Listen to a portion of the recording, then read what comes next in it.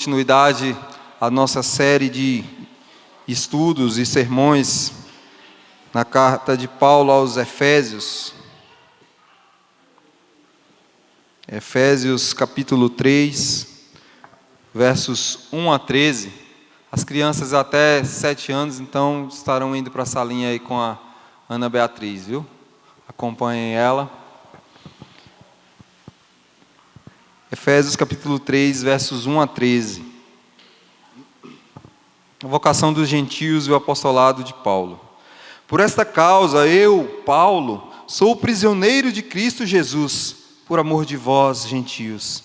Se é que tendes ouvido a respeito da dispensação na graça de Deus, a mim confiada para vós outros. Pois segundo uma revelação me foi dado, conhecer o mistério, conforme escrevi há pouco, resumidamente, pelo que, quando ledes, podeis compreender o meu discernimento do mistério de Cristo, o qual, em outras gerações, não foi dado a conhecer aos filhos dos homens, como agora foi revelado aos seus santos apóstolos e profetas no Espírito, a saber que os gentios são co-herdeiros, membros do mesmo corpo e coparticipantes da promessa em Cristo Jesus, por meio do Evangelho, do qual fui constituído ministro conforme o dom da graça de Deus, a mim concedida, segundo a força operante do seu poder.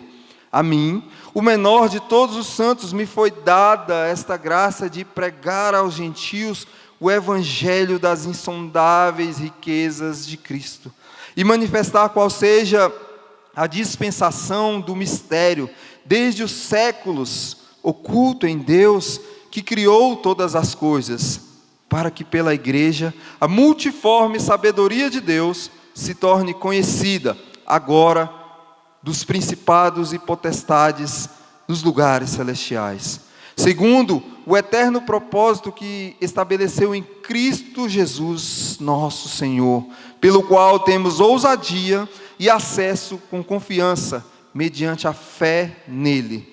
Portanto, vos peço que não desfaleçais nas minhas tribulações, por vós, pois nisto está a vossa glória. Nós já oramos, pedimos que o Senhor interceda e ilumine as nossas mentes e os nossos corações, e é nisso que nós confiamos. Meus irmãos, no ano de 1999, Graham Staines, um missionário australiano, da missão que estava ali na Índia, ele que serviu ali como missionário por 30 anos, e era especialmente conhecido pelo seu trabalho com leprosos, aí em uma cidade chamada Orissa, na Índia. Uma das regiões mais pobres daquele país, uma das regiões onde tem povos menos alcançados pelo Evangelho de Cristo. Na noite do dia 23 de janeiro de 1999, Graham e seus 2 filhos, Timothy, de 6 anos, e Philip, de 10 anos, eles voltavam de um culto, e já estava tarde da noite, já entrando pela madrugada. Eles resolvem então estacionar o seu jipe em uma estação de ônibus, para ali tirar um cochilo, tirar um sono ali. E durante a noite um grupo de hindus cercou aquele jipe, trancou as suas portas e ateou fogo naquele carro. Aqueles 3, então, aquele homem missionário e seus 2 filhos, um de 6 e 10 anos, então eles são queimados vivos ali. Eles morrem ali em um país que não era o seu país, em um país que, como já falei, esse homem estava há 30 anos ali, pregando o Evangelho, sendo bênção, sendo relevante ali naquela sociedade. Depois de algum tempo, ou dada a repercussão, esse caso foi mundialmente conhecido. Gladys Staines, sua esposa, então resolve surpreendentemente perdoar aqueles homens que haviam feito isso com o seu esposo e os seus 2 filhos. Ela continuou então servindo a Deus na Índia, cuidando de leprosos e órfãos. E ao ser perguntada por que ela ainda continuava ali naquele país fazendo isso, ela fala: o perdão traz liberdade. Eu não consigo odiar quem matou meu marido e meus filhos, porque eles 3 estão com Jesus. Seu testemunho, então, causa um grande impacto naquele país. E internacionalmente, aquele testemunho é difundido por todo o mundo. Meus irmãos, no capítulo 1 da carta de Paulo aos Efésios, nós vemos que ele trata do eterno plano de redenção, da graça, da igreja sendo alcançada pela misericórdia de Cristo. No capítulo 2, Paulo fala do estado de perdição que nós estávamos, afundados na lama do nosso pecado. Fomos resgatados por graça, porque isso não vem de nós, é dom de Deus. A triste situação em que os gentios estavam, como nós falamos aqui no último domingo, de não serem participantes do corpo, mas serem agora alcançados pela graça, pela misericórdia, através da cruz de Cristo. Agora aqui no capítulo 3, Paulo vai falar então do maior mistério de Deus na humanidade. Por essa causa, disse Paulo que ele se encontrava preso. Martin Lloyd Jones, um teólogo bastante conhecido, ele fala que Paulo estava preso por pregar em toda parte o Evangelho de Cristo e somente por isso. Como nós vimos aqui, os gentios não faziam parte dessa promessa e os judeus achavam ser detentores então dessa promessa, achavam ser detentores então do plano gracioso de Cristo, e isso só para eles. Paulo estava preso porque ele pregava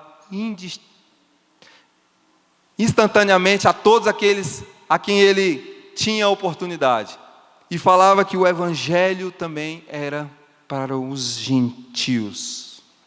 Pregava a todos em tempo e fora de tempo. Paulo estava preso porque tinha pregado sem temor e sem fazer concessões. Paulo não olhava para a cara, não falava assim: olha, esse é bonitinho, vou pregar. Não, esse é feinho, eu vou pregar ou não vou pregar. Não, Paulo pregava a todos e principalmente aos gentios, o intitulado apóstolo dos gentios. E por isso Paulo agora se encontrava preso pelo Evangelho, o Evangelho que desafia o mundo, o Evangelho que desafia as filosofias de vida, o Evangelho verdadeiro que é loucura para aqueles que não foram alcançados pela graça. Paulo prega fielmente esse Evangelho, e agora ele se encontra preso. Viver uma vida totalmente entregue ao Evangelho de Cristo, meus irmãos, não é para qualquer um. Não é para qualquer um. Viver uma vida, como o próprio apóstolo Paulo fala, uma vida de acordo com aquilo que o Senhor pré-ordenou ou nos predestinou a viver, não é para qualquer um. Pensando nisso, eu gostaria de que nós estivéssemos pensando nessa noite, irmãos, no seguinte tema: o grande mistério da história da humanidade. O que é o grande mistério da história da humanidade? Paulo, os versos 1 a 6, ele vai falar sobre esse grande mistério. O plano oculto que agora é revelado. A primeira coisa que Paulo faz então aqui, irmãos, é definir o que é mistério. Nessa passagem que nós acabamos de ler, dos versos 1 a 13, por 3 vezes ele vai mencionar aí ministério, que no grego seria mysterion. Talvez para nós, na nossa língua portuguesa, a gente entenda mistério como algo a descobrir, algo oculto, algo enigmático. Mas na língua original, no grego, mistério significa dizer um segredo que já foi revelado. E Paulo fala aqui o que é esse mistério. Revelado através do seu Filho, Jesus Cristo, através da morte na cruz. No cristianismo, irmãos, não existe um mistério ou mistérios esotéricos, reservados apenas para um determinado grupo. Olha, esses mistérios aqui são revelados para esse determinado grupo. E daí nós já podemos tirar, né, alguns ensinos de que por aí algumas denominações se dizem detentoras do único e verdadeiro Evangelho de Cristo. Paulo fala que não existe um grupo especial, a não ser aqueles que foram pré-ordenados ou predestinados, escolhidos desde antes da fundação do mundo, para ser conhecedores e detentores do grande mistério de Cristo. Algo que está fora da compreensão humana. Paulo então começa essa passagem falando da sua condição. Eu, Paulo, prisioneiro de Cristo. Meus irmãos, para que nós entendamos melhor essa condição, Paulo, ele havia sido, quando ele escreve aqui então aos Efésios, ele está preso. Ele havia fundado essa igreja há um tempo atrás, cerca de 2, 3 anos antes. E Paulo, pregando ali na sua segunda viagem missionária, ele é preso novamente. E ele fala que ele é um prisioneiro de Cristo. Se nós pararmos para refletir, a gente vai ver que Paulo ele era prisioneiro de Roma, né? Prisioneiro de Nero, mesmo sem ter cometido nenhum crime contra o Império Romano, mesmo sem ter cometido nenhum crime contra o imperador Nero. E eu penso que Paulo ele faz isso testemunhando a graça de Cristo, mas ele faz isso também como uma afronta àquele império. Eu sou prisioneiro de Cristo. E em várias de suas cartas Paulo vai falar assim, pelas algemas de Cristo, eu sou prisioneiro do Senhor Jesus Cristo.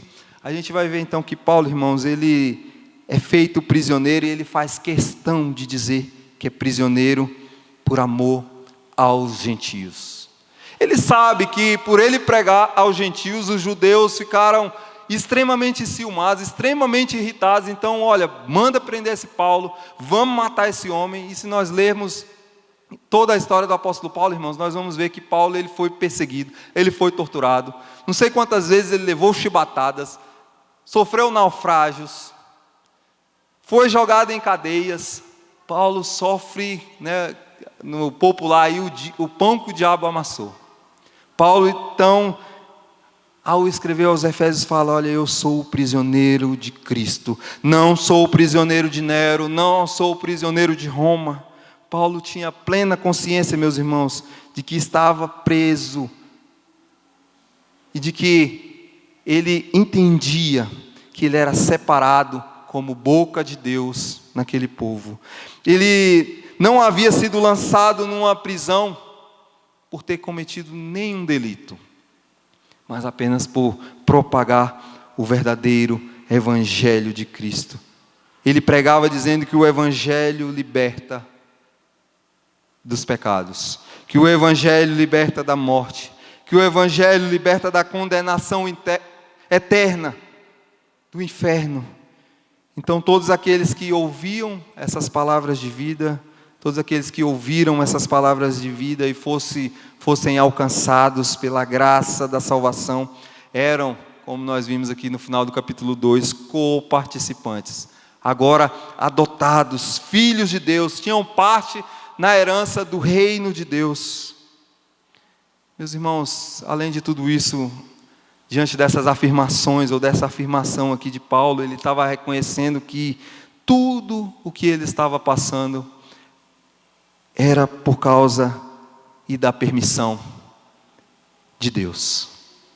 A soberania do nosso Senhor, que é soberano sobre as nossas vidas, que é soberano sobre as nossas famílias, que é soberano sobre o nosso trabalho, que é soberano sobre as nossas finanças.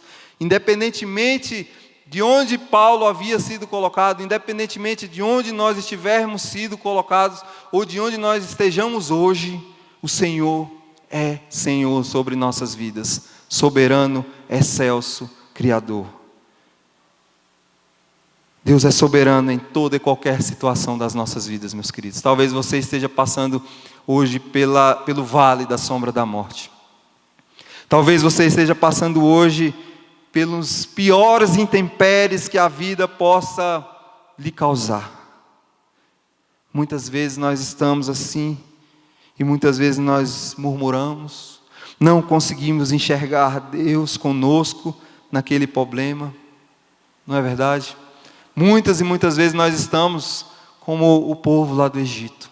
Fomos libertos, estamos vendo a grandiosa obra de Cristo, mas ainda murmuramos diante das nossas debilidades. Sabe, meus irmãos, quando compreendemos que a nossa vida e toda a nossa vida está diante da soberania de Deus, nós conseguimos enxergar a sua mão em todos os aspectos das nossas vidas. Quando nós paramos para pensar e falar assim, olha, eu estou passando aqui pelo vale da sombra da morte, eu estou passando aqui pelo pior momento da minha vida, mas Deus está comigo.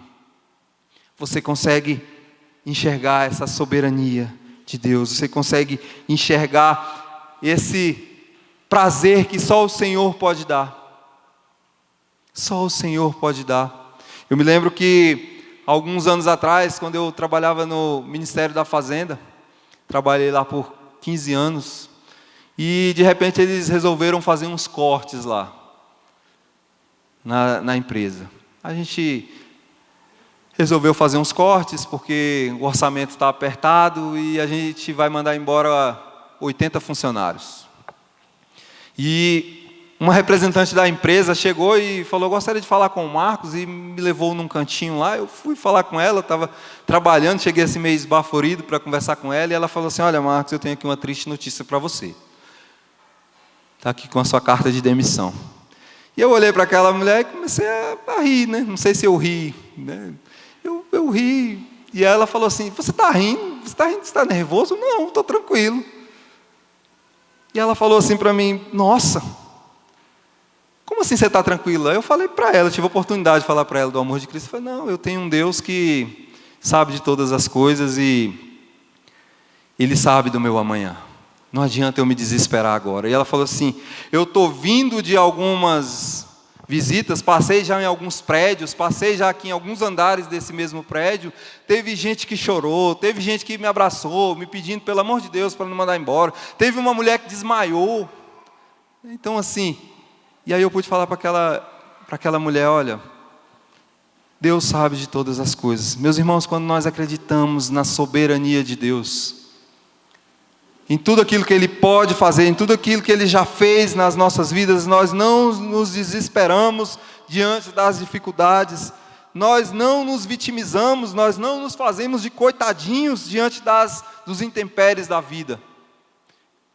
Nós não nos lamuriamos.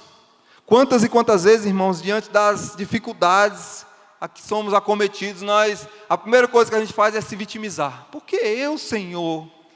Logo eu, Senhor.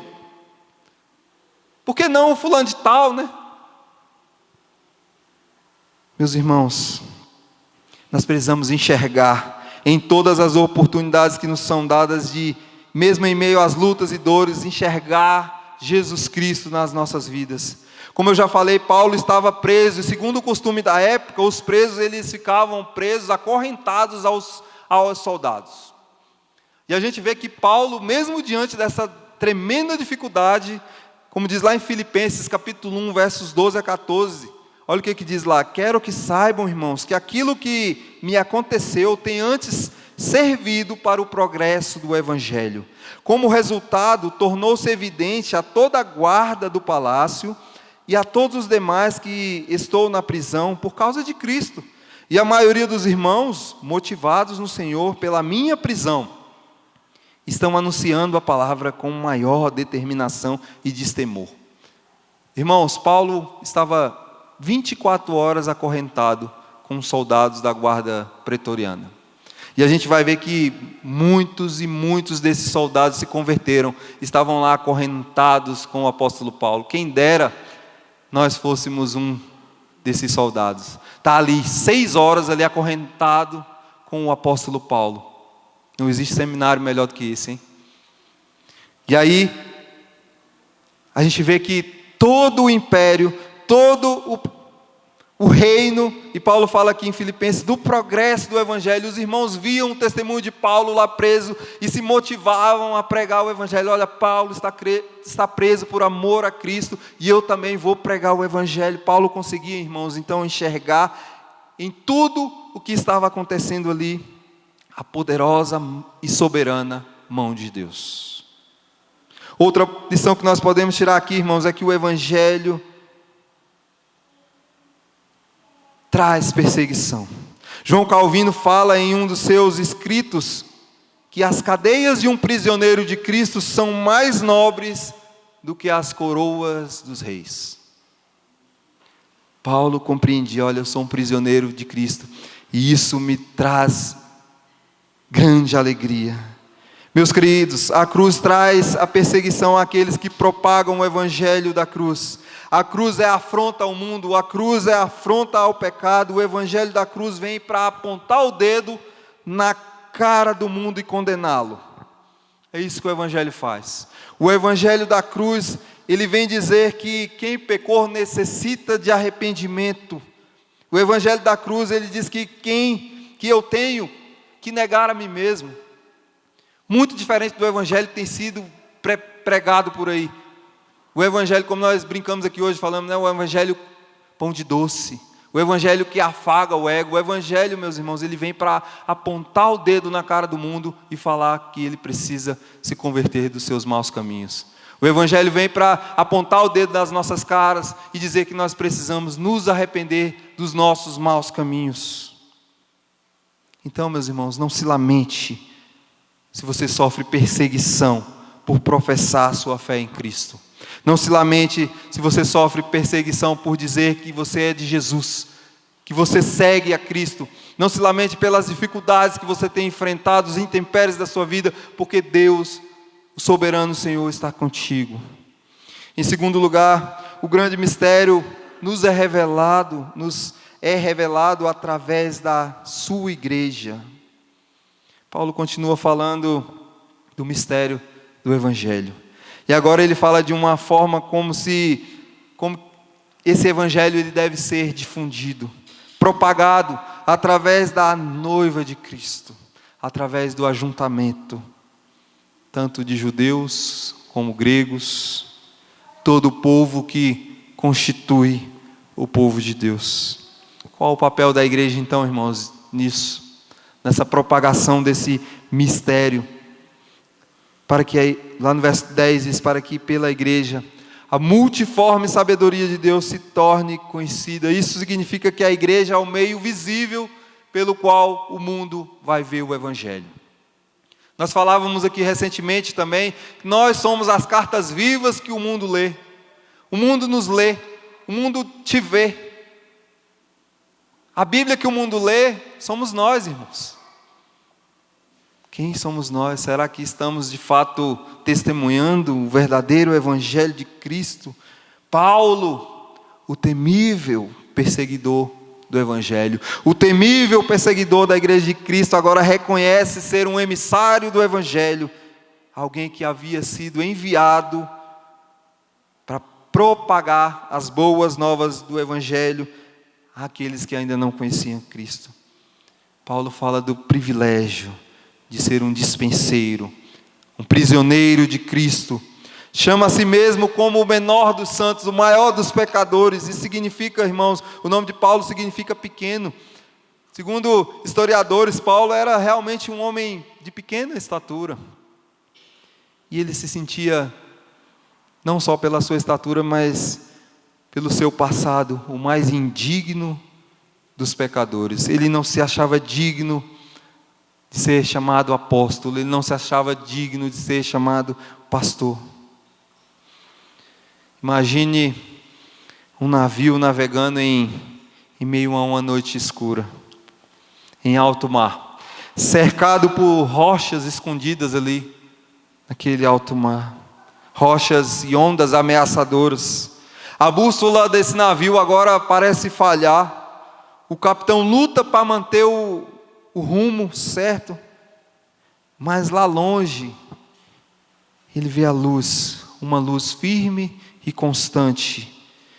É um farol erguido ali na costa. Ele aponta a direção onde aquele navio pode ir e ele não pode ir. O farol grita, ele não grita, ele não sai andando pelo mar, ele não força ninguém a seguir a sua luz, ele apenas permanece firme, brilhando no escuro, apontando a direção. Meus queridos, a igreja é esse farol. A igreja é esse farol que diante das maiores tempestades aponta o caminho. A igreja é esse farol que aponta: olha, não vai por aqui que você vai quebrar a cara. A igreja deve ser esse farol que aponta para o caminho correto, que aponta para a verdade, Jesus Cristo. A importância da igreja, meus irmãos, não está apenas no nome ou na estrutura física, naquilo que nós podemos ver com os nossos olhos. A importância da igreja reflete, ou deve refletir, na vida das pessoas a luz de Cristo. A igreja tem esse papel de propagador do Evangelho, propagador dos mistérios de Cristo, ou do grande mistério da humanidade. O dever dessa propagação, meus irmãos, não é apenas aquele que é chamado ao sagrado ministério, chamado ao pastorado. O dever dessa propagação desse evangelho não é para aqueles que foram chamados ou vocacionados para serem oficiais, sejam eles presbíteros ou diáconos. Esse chamado é para toda a igreja de Cristo em todas as épocas. Como então, irmãos, deve ser, ou a igreja de Cristo deve se portar, sendo essa emissária do evangelho de Cristo? Dever de todos nós. Os gnósticos, eles pintam um Jesus, né? Essa semana eu li um livro e apresentei um trabalho sobre os gnósticos, que são aqueles que não acreditam no Jesus que nós acreditamos, e eles pintam um Jesus como lhe apraz, o Jesus das minorias. Tem até uma parte que fala lá sobre o Jesus da esquerda, um Jesus meio socialista, meio hippie, né? Aquele Jesus que agrada aos pequenos grupos. Será que nós muitas vezes não estamos pintando um tipo de Jesus para pregar o Evangelho? Não estamos pregando o verdadeiro Evangelho, do verdadeiro Cristo? A igreja deve ser um exemplo de vida transformada, a igreja deve ser um exemplo de relacionamentos saudáveis, num lugar onde nós temos as nossas diferenças, muitas vezes temos as nossas dificuldades e discordâncias pessoais, mas que nos mantemos firmes, que nos mantemos intactos, que nos mantemos unidos, que nos mantemos em comunhão. Nós estamos propagando o verdadeiro Evangelho de Cristo, ou nós estamos pregando uma versão adaptada para as preferências modernas? Meus queridos, eu tenho certeza que se nós estivéssemos adaptando um Jesus aqui, esses bancos estariam todos cheios. Porque as pessoas por aí têm buscado um Jesus, né, como a mídia o apresenta. Um Jesus bonzinho, um Jesus que está pronto a atender os seus desejos, a atender os anseios do seu coração. Meus irmãos, o verdadeiro Evangelho de Jesus, o verdadeiro Cristo, diz que nós temos que nos arrepender dos nossos maus caminhos, que nós temos que nos converter dos nossos maus caminhos, temos que negar a nós mesmos, e pegarmos a nossa cruz e seguirmos a Ele.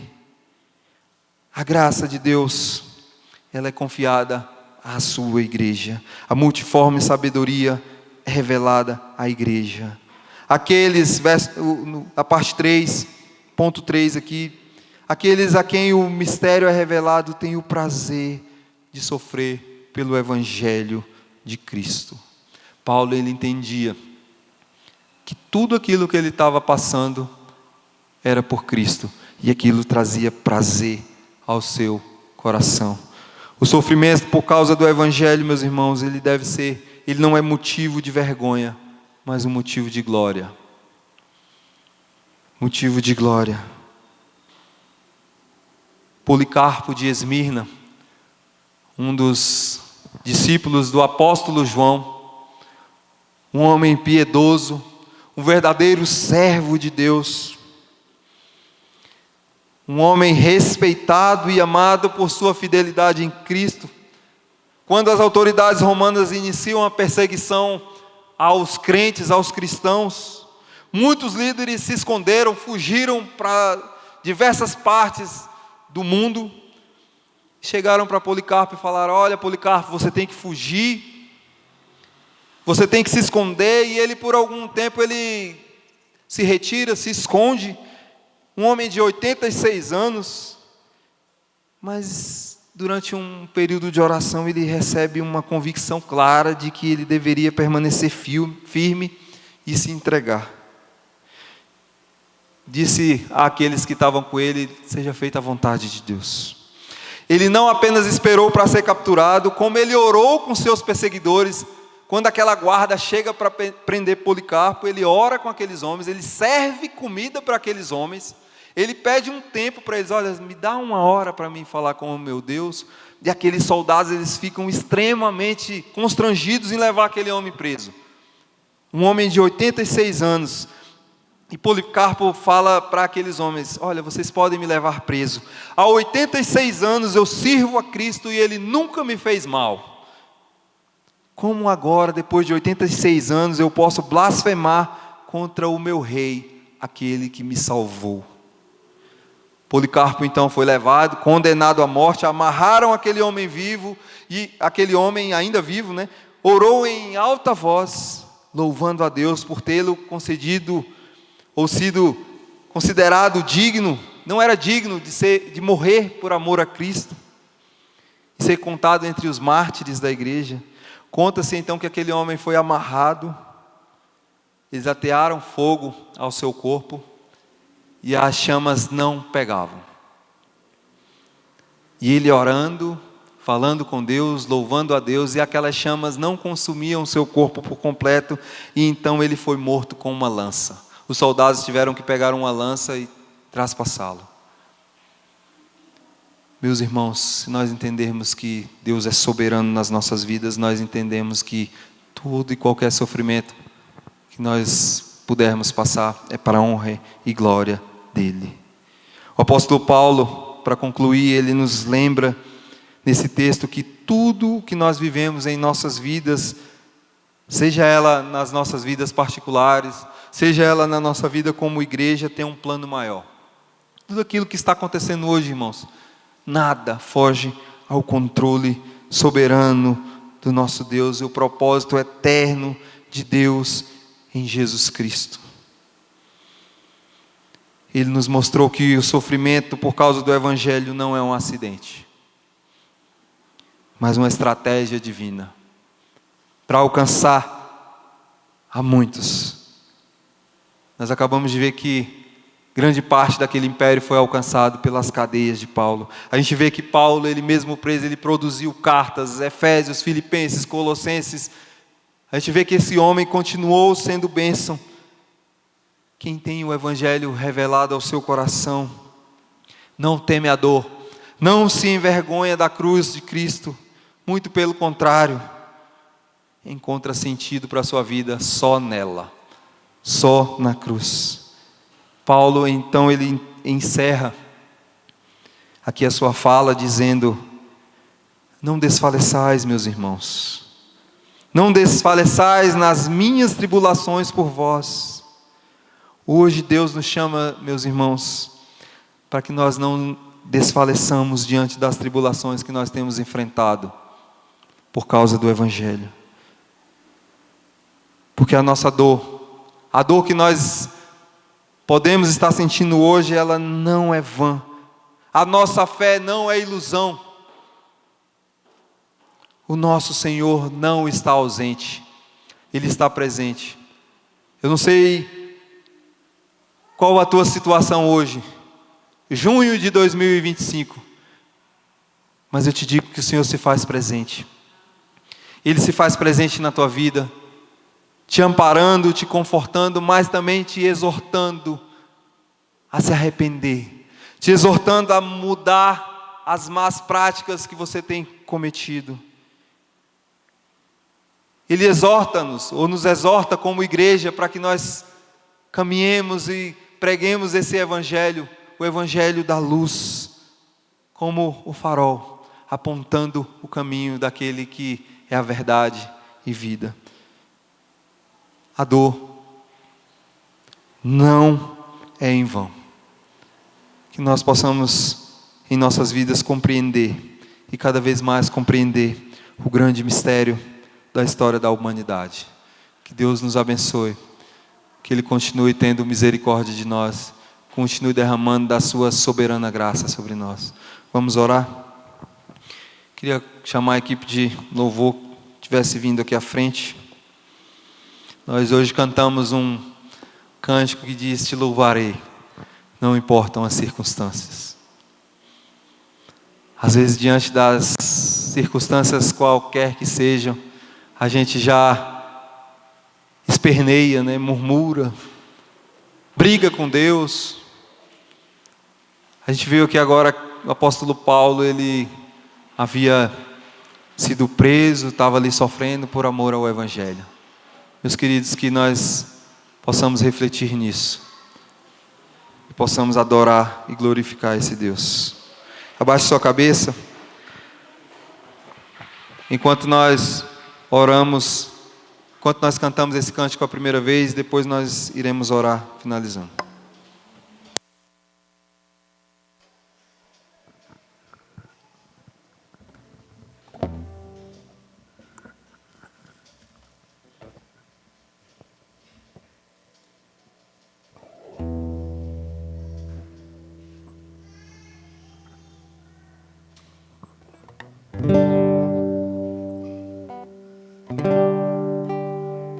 Perto quero estar,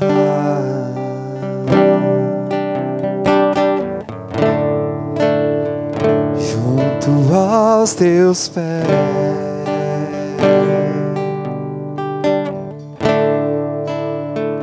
pois prazer maior não há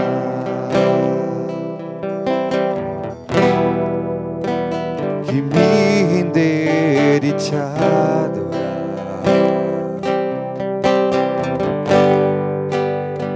Tudo que há em mim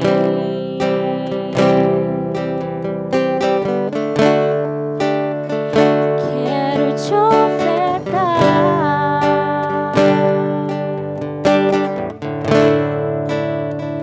mas ainda é pouco, eu sei. Se comparado ao que pensei,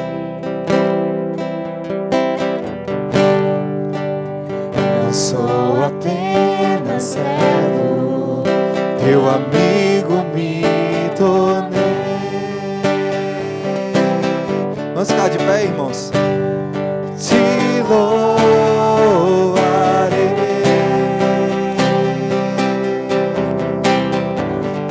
não importam as circunstâncias,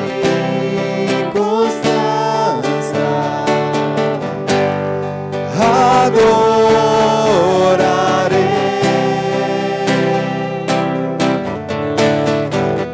somente a ti, Jesus.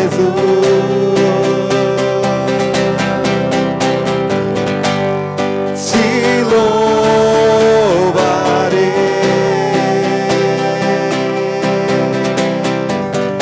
não importam as circunstâncias,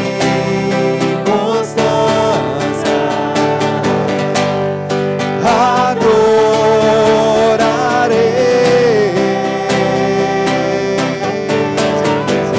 somente a ti, Jesus. Meus irmãos, te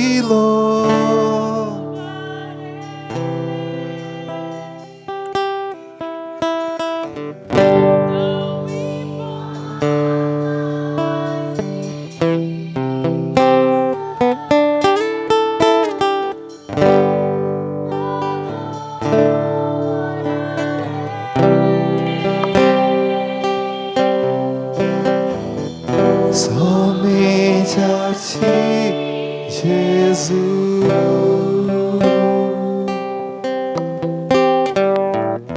Somente a ti, Jesus.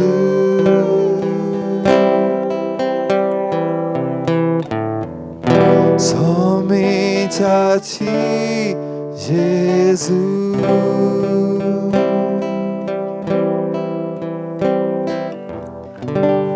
Querido Deus, amado Pai, nós estamos aqui nesse momento, ó Deus, para dizer que te louvaremos, ó Pai, independentemente das circunstâncias, ó Pai.